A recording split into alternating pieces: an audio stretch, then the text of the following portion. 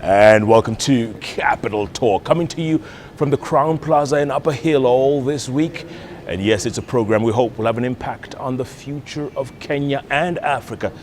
Now more than ever, I'm Jeff Koinange. Now, if you've been watching The Bench this week, you know we have some very special visitors in town. Ex-presidents, we're calling them.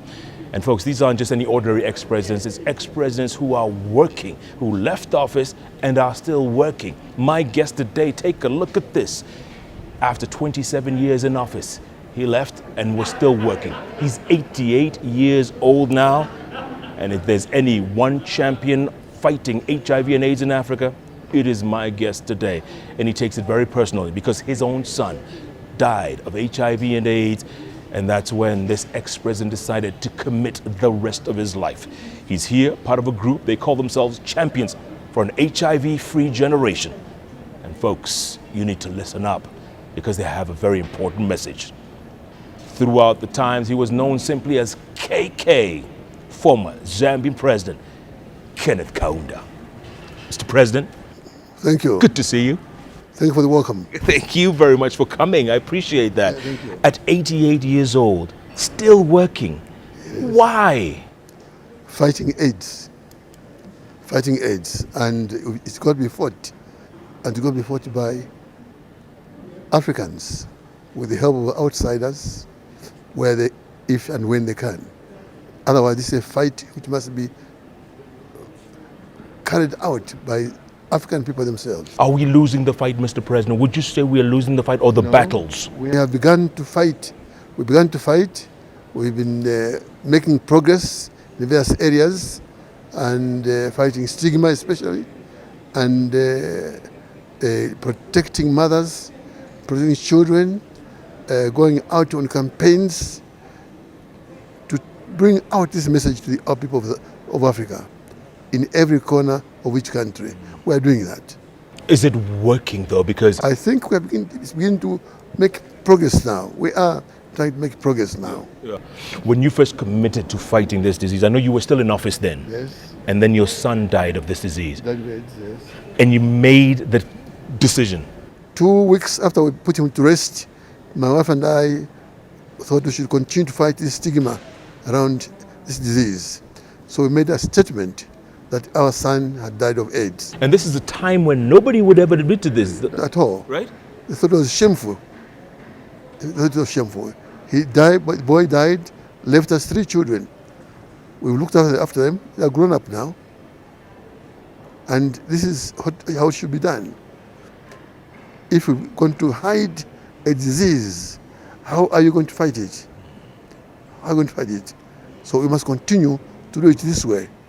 Everywhere, in every corner of Africa, we must come out in the open and tell everybody this child is suffering with a disease. This mother is suffering from disease called AIDS. This father is suffering from disease called AIDS. Come out in the open. And this question of getting people circumcised is extremely important. It will help us to move along the path of fighting AIDS more effectively. So I'm saying to people, young men and women, young men, come out and get circumcised. It's part of the struggle. Yes. When you went, I know part of your visit was to Kibera, right? Yes. How was that? Did you see hope amongst the hopeless? Is there hope? It's a wonderful program that I liked very much. Did. It's the people themselves getting involved in the struggle. Poverty-stricken people, but coming out and beginning to do something for themselves. When they do that, they are being helped by outsiders, but in the end, it's they themselves who are doing it. Yeah. Is there a will? Do you see a political will out there when you talk to leaders across the continent, in Kenya in particular? Are they listening? I think they are listening. They don't have to listen to me, but I want to tell Kenyans that their leaders are doing a wonderful job. We are proud of them. We are proud of the efforts. But much more remains to be done. Much more remains to be done. But at the end of the day, it's up to us as individuals, isn't it? Precisely. That's why this matters. These campaigns matter because we must reach out to every human being in each country. in each country. And therefore, let not anyone be thought they could be left out of this. It must be done, and we done together. Do you get frustrated sometimes, Mr. President? Because, you travel a lot. You're 88. Do you get frustrated sometimes when you go there and you see your message is just not getting through? Young man, if you begin to get frustrated, you can't fight. Can't fight. If you find an error somewhere, use it to put things right. So no room for disappointment, no room for anger, no room for reaction in a negative way. Whatever error you find somewhere being made, help put it right. That's the approach. I keep saying, you see me trotting, I'm saying you can't fight AIDS at an ordinary speed. And you must, to get an ordinary speed means fighting on a speed type of movement. You've got to avoid getting frustrated. Yeah, and you have that song you always sing, Mr. President. It's actually very catchy. I'd like to hear it. It is a song by late Kwame Nkrumah. The words are his. The words are mine. The words are yours, but the tune is his. The tune is his. The words are mine. And it goes something like? Sons of Africa, rise and fight. Sons of Africa, rise and fight. In the name of great Africa, we shall fight and conquer AIDS. Girls of Africa, rise and fight. Girls of Africa, rise and fight. In the name of great Africa, we shall fight and conquer AIDS. Forward ever, backward never. In the name of great Africa, we shall fight and conquer AIDS. We shall fight and conquer AIDS. We shall fight and conquer AIDS. In the name of great Africa, we shall fight and conquer AIDS. And you sing that everywhere, Mr. President, don't you? Everywhere. Powerful, powerful words. Huh? What's the reaction when you go from Zambia to Zimbabwe to... It's fantastic. Fantastic. Wonderful reaction. I mean, and I coming back to your age and everything, Mr. President, you just won't give up, will you? How can I give up? The good Lord God Almighty is keeping me awake, keeping me well, keep me up to the mark. And how can I? So what do you tell your 88? What do you tell the 18-year-old or the 28-year-old who feels they can't go on, they don't have the hope? What do you tell them? All the time I'm saying, get up and fight.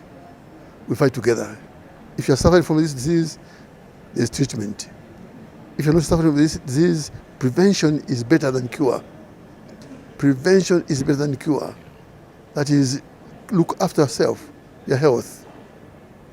Don't begin running around with these boys, these girls at all. Keep your discipline. Keep your discipline. That's what's going to prevent this disease from spreading. And it's also very important to get tested, isn't it? Because a lot of people are still very scared. I was in the office when I got tested.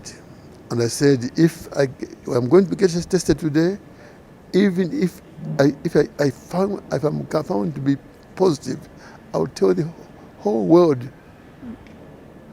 to know that I am positive. I'm HIV positive. If I'm not positive, I'm negative, I'll tell the world I'm negative. I went and got tested, and I was negative, so I told the whole world I'm negative. And I'll try to keep my discipline. But a lot of people are still very scared.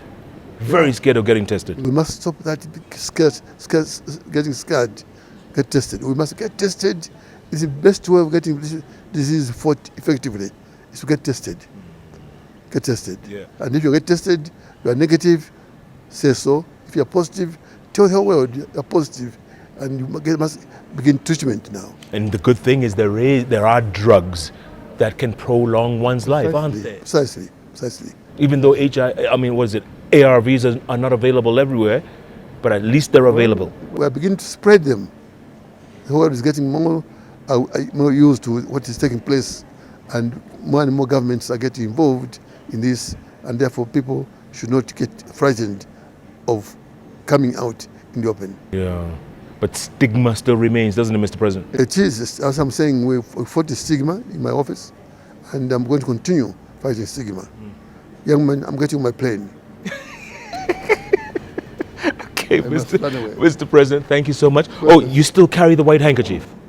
It is says, when I'm waving, I'm saying, God be with you, peace be unto you. I was getting from prison, last term of sentenced to prison while I'm still fighting for independence. And instead of sending me to prison in Zambia, the colonials sent me to prisons in southern Asia. And you always had the handkerchief? No. It's from there, when I left the prison, that I thought I must find a sign, which when I'm waving to the people, I'm saying, peace be unto you, good Lord God Almighty be with you. And this was it? This is it. It has been there since 7th January 1962. That's my birthday, 7th January. Don't go yet, Mr. President, 2 minutes. Former Zambian President Kenneth Kaunda, better known as KK around the continent and the world. 88 years old, folks. Even after leaving office, he never left the fight. Still fighting against HIV and AIDS, folks. He's part of the champions for an HIV-free generation. I tell you, if an 88-year-old man can do it, who are we to even complain? What a guest, what a show, what a week it's turning out to be, folks. Ex-presidents still playing a part in making life better for 1 billion people on the continent.